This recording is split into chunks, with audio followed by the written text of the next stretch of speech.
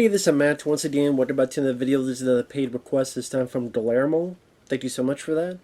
And for those interested in requesting any type of reviews or video game stuff or topics, commentaries, reactions, re-reviews, a random topic, feel free to send it either directly to my PayPal, is usually the best bet, or join my Patreon. Both links are down below in the info box. And this is for Commando Ninja 2018, a kind of want to say a fan film, although a fan film that looks a bit better compared to others. I will say overall, I had fun with it. I can see why some people would not have liked it. I can definitely understand why. It's one of those things that it's only an hour and 8 minutes, so it's not too long. It references a lot of things that I enjoyed back in the day. It's one of those movies like Kung Fury and other stuff that is trying to repackage as much of the 80s as possible into one 1 hour 8 minute semblance of a movie where I got entertainment out of it, I got some chuckles out of it, but at the same time they're trying to go for we're purposely bad. So when you're trying to be on purpose bad, it doesn't have as much charm compared to like Samurai Cop, which they were accidentally bad, and that was makes it more funny. It's definitely ambitious, and I mean they try to put everything they can into this. There's Vietnam flashbacks, moments of our pretty much at the beginning our four characters in Vietnam. There's ninjas with predator vision. There's raptors. There's Terminator homages where they're shooting through, the Terminator in question is shooting through a pizza box. There's big references to Commando, Valverde, the bad guys wearing blue, and there's references to Bloodsport, American Ninja, Rambo 2, Highlander, references all sorts of stuff.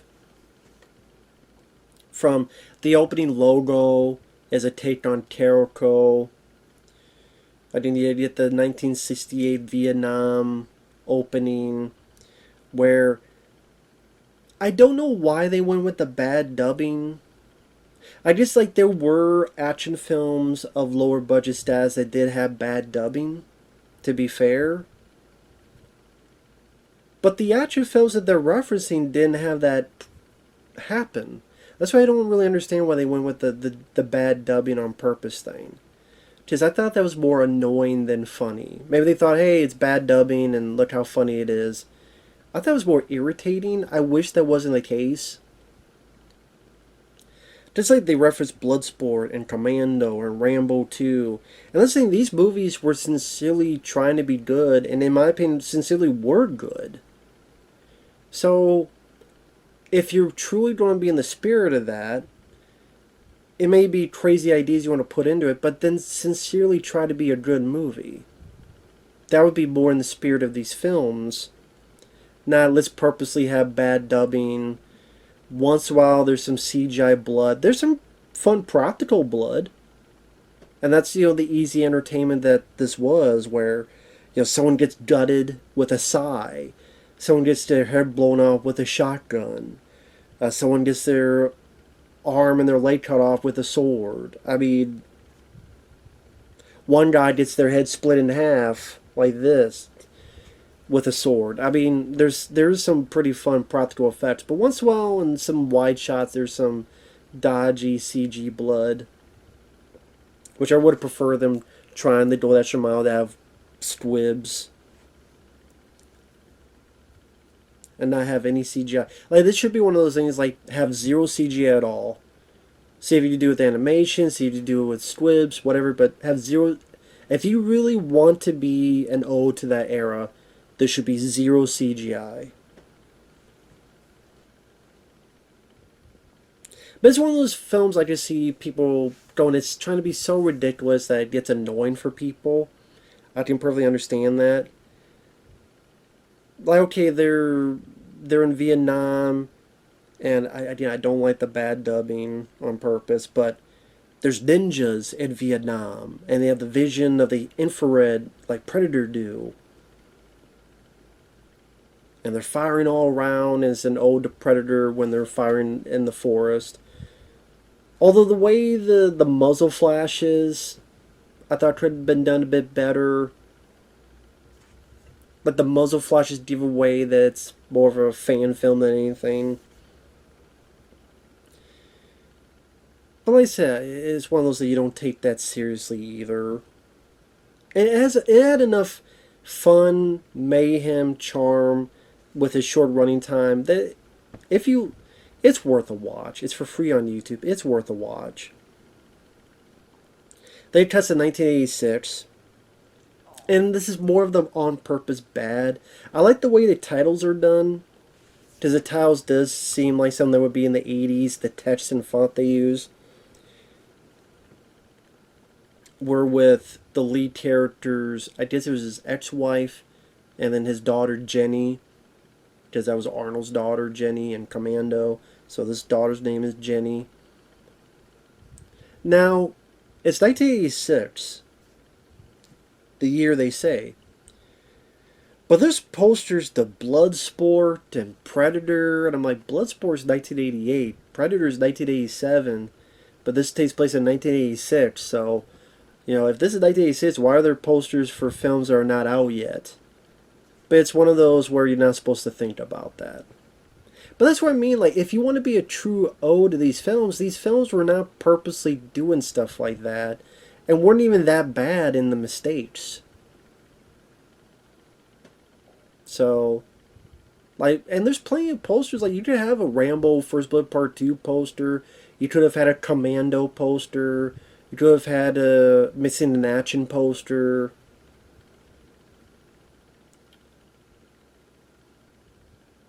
But it's like they don't care about those either they did it on purpose to make it. I don't know. They either. I don't know. I know I'm looking too deep into it, but it's just one of those things that did bother me a little bit. Now, I didn't mind the opening aerobics, the wonderful usage of sexy women, which I miss in movies. Because I love women, I love looking at them. I did chuckle at the bit where, after the opening titles and the aerobics and the ass, which that did feel like a movie of its time, where it's like montage of people on beaches and beautiful women, and the music. I thought that fit well. And then you have, I forget the actor's name. He looked like Ron Jeremy, but he's pretty much being the Terminator. But he's like a pizza delivery guy, and he puts the gun through the delivery box, and the woman drops her towel. You see a pair of tits, and she gets killed.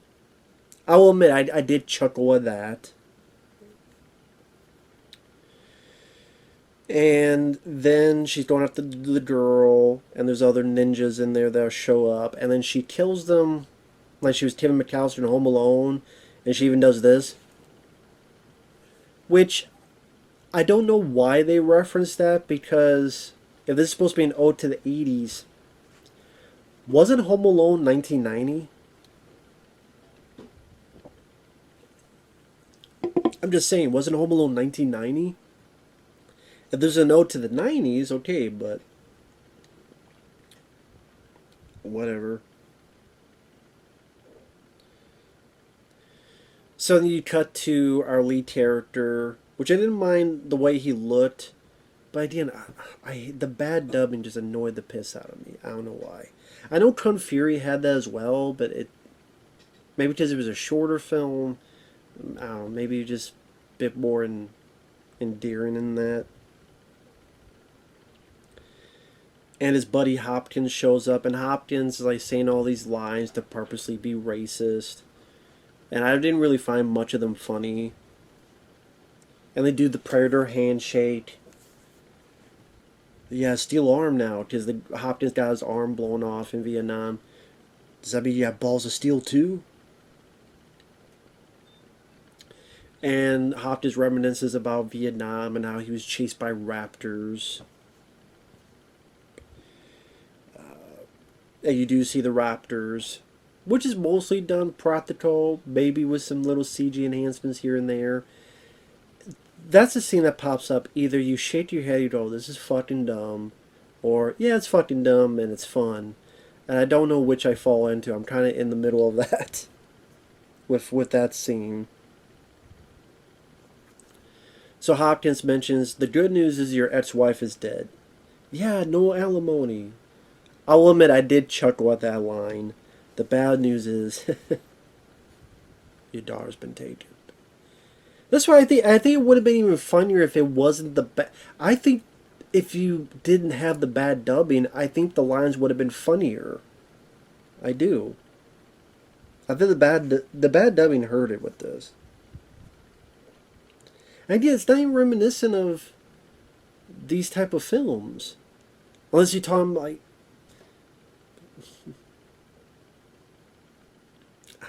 at least not the films that this movie's referencing for the most part. Highlander, Bloodsport, Commando. Not as much references to Rambo as I thought, other than the gearing up scene. I thought there'd be a lot more references to Rambo, but more so Predator, Commando, Bloodsport. Like I said, not really references to Stallone stuff, which I'm surprised. Again, whether it be Rambo or Cobra. I'm surprised Cobra, there's no references to Cobra. I'm surprised.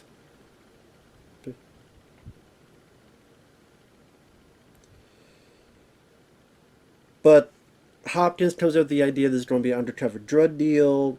Again, he's given stupid lines like, "Why did your ancestors roam the desert for years? Because an asshole left a coin." And because the guy, I don't know, was ethnic or something. So Hopkins shoots a ninja, but he gets stabbed in the back. Our lead guy is trying to attack the bad guy, but the bad guy gets away. He's got to go to Valverde because that's where his daughter's at. He gears up, which is a big homage to Rambo 2. He goes in there, and there's like a big reference to Commando. I would say that's the best part of the movie. Is him just kills a guy. I'll keep an eye out for him. There's an eyeball on the knife. Uh, he cuts an arm off. He cuts a leg off. He shoots a bunch of people. Now again, there's some practical blood in there, but they also mix in some CG additions as well, which should not be the case. Which I don't understand why they do in the first place. To look better. The movie, you're purposely trying to look bad at times. You're purposely having bad dubbing. So why would you care if a squib didn't go right or something to use CGI additions? Like, if you're purposely trying to look that way, because then it just, people go, well, what's the big deal? Because when you try to be an ode to that era, it's very obvious. It's like this glaring thing they shove in there that took me a bit out of the movie. Of this 80s love fest, supposedly, that like, without T, that's digital. I wasn't thinking, okay, here's the Carnage Band. I'm like, okay, that's digital. Okay, that's practical. Oh, that's digital. You shouldn't do that. I don't know why they did it in the first place. But to be fair, there's some pretty, fun, goofy but fun practical gore. At the end, he gets a shotgun, blows a guy's head up. When he gets sized, he guts someone, the guts spill out. He uses one guy as a shield. At one point, he has a flashback to being trained, which is similar to Bloodsport. There's a sword fight he gets his ass kicked against this ninja that can cloak himself. Gets his ass kicked a lot, though, during the fight, but he does this one move, stabs it.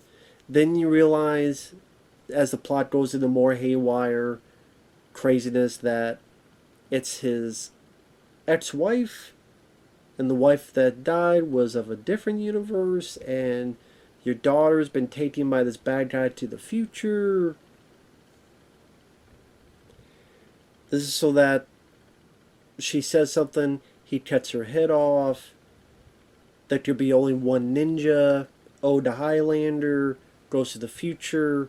Then we have an ode to, I guess, the post-apocalyptic movies. We get some gore in here. A guy gets his head cleaved like this. And there's his daughter, but his daughter is now grown up. There's the one Terminator guy who looks like Ron Jeremy, but now has been reprogrammed. He's a good guy. And then Hopkins comes in a Trans Am. I just like Smokey and the Bandit, which that's not 80s. And he's got a sports almanac like Back to the Future 2 on the dash. And Hopkins is alive. And you're not supposed to wonder why he's alive. He's just alive.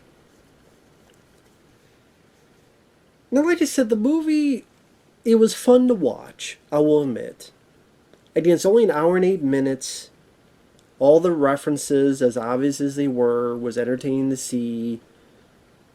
It was fun to see how goofy it got and where it was going. There's definitely some ambition. It was not boring. It went at a fast pace. It wasn't boring. I didn't mind the music. Like I said, the references were fun. Some of the practical gore was entertaining to see. Some of the mayhem, especially the Commando style mayhem in the big old third act. The sword fighting, you could tell these guys, at least the lead guy, you tell the lead guy doesn't have a lot of experience in that type of stuff.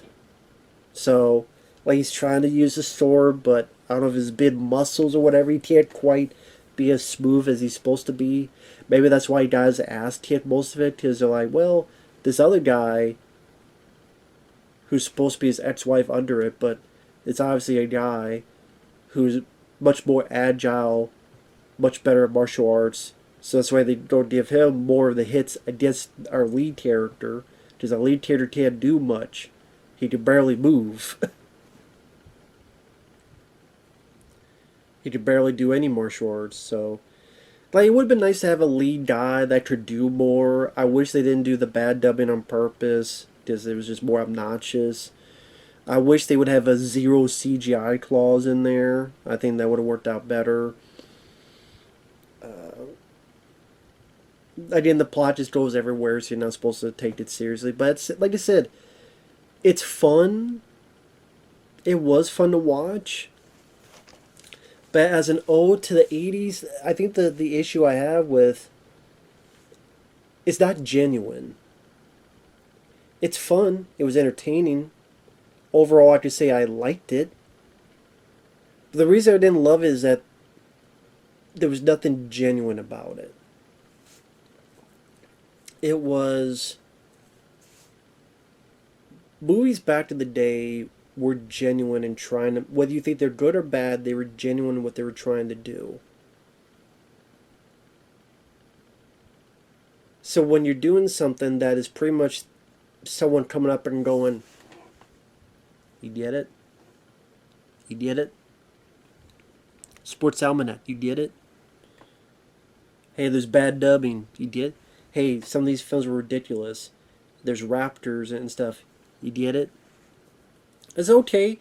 If you want to be silly and goofy, but then, okay, if back in the day they really wanted raptors in Vietnam, how would they film it? Okay, they try to film it as good looking as possible, as ridiculous as the concept as it is. Death Wish 3, the ending is ridiculous. But they filmed it as sincere and as good as possible. That became awesome. Sincerely awesome. I sincerely love Death Wish 3.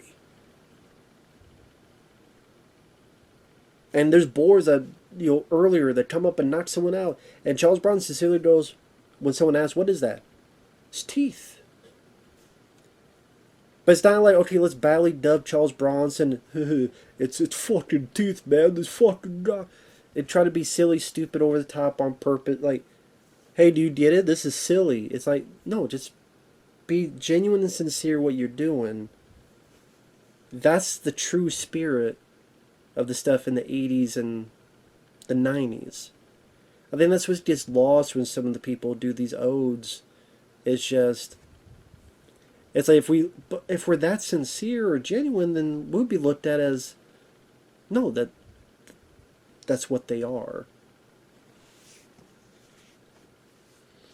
So at times, some people could look at it and think it's obnoxious.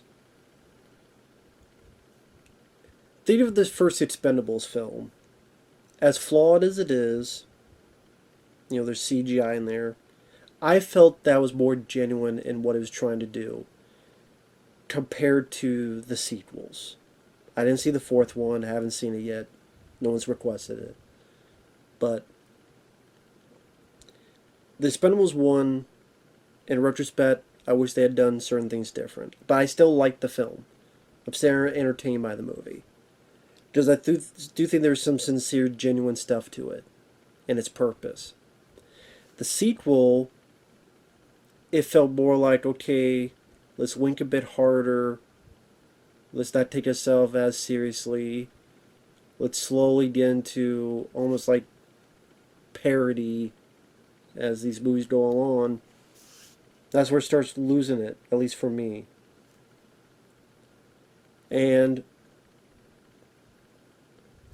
also, again, when you're purposely trying to be bad, as it don't come off as less charming than if you're accidentally bad, like I said at the beginning. So again, while it's fun and is ridiculous, and there's talks of a sequel, if they did a sequel, would I watch it? Sure. I'd be curious about it. Like I said, it was a fun time waster. Would I ever see this film again? Probably no. But I mean, it's for free. It's on YouTube. It's only a little over an hour long. I think there are people that get some chuckles and laughs out of it, but I wish there was more of a genuine nature to it.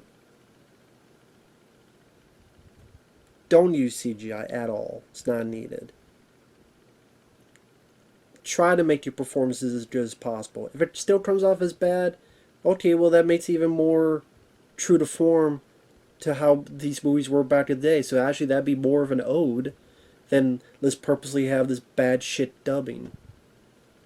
You have the ridiculous stuff of being the parody of like the, oh, there's the like, okay, that stuff you did, I don't know, just you can have some of the over the top stuff, but then if you mention some genuine stuff with that, I think that would make it even more entertainment or more funny or more